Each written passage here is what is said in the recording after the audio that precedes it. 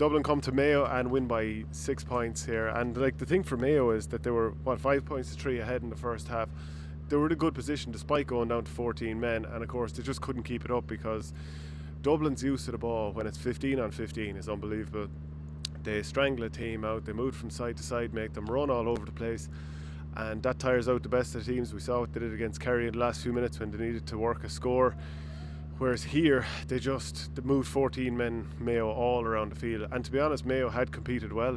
And this is a very weakened Mayo team that had a lot of players that probably, well, definitely haven't seen much game time before. There was 5 lads getting their first start last week against Donegal. There was 4 changes today. So there was, other than maybe the half back line of Michael Plunkett, who's probably only there last year, Colin Boyle, Paddy Durkin, Stephen Cohen and Diarmuid O'Connor midfield. Other than that, it was fairly experimental. Aidan O'Shea actually did come in from the start. He wasn't originally named, and he was quite good. You'd have to say that the red card to Jordan Flynn looked very, very harsh on the replay. I know his arm was across. I just thought it was a yellow card, probably nothing more than that. And of course, the game did change unbelievably from that point on. I know, obviously, I said for a couple of minutes, Mayo did steady the ship, and like from the 33rd minute up until the 56th minute, they didn't score at all, and at that stage Dublin had the game won. You would have to say that the shooting of Mayo in the first half cost them badly, because they had 15 attempts, be it from balls that dropped short, balls that hit the post and went wide, and wides overall. 5 from 15 in the first half, whereas Dublin had 5 from 10. And of course that goal which made it 1-6 to 5 points, that was around the 44th minute, give or take. Beautiful flick from Dean Rock, who's not long back from a couple of weeks down in America. That was a delicious goal.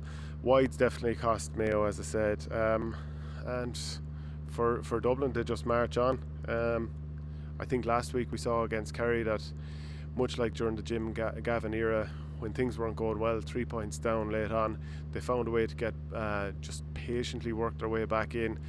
Big players stepped up, and they got the scores to get back in front, albeit David Clifford did equalise it towards the end.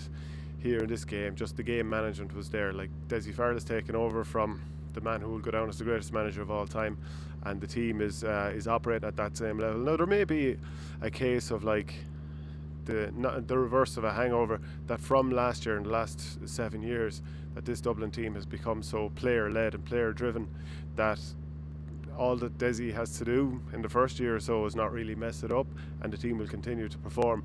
But it'll be interesting to see, are there much changes in this Dublin team and how they operate as the year go on. But as things look right now, they just seem to be rolling on from what they had under Jim Gavin.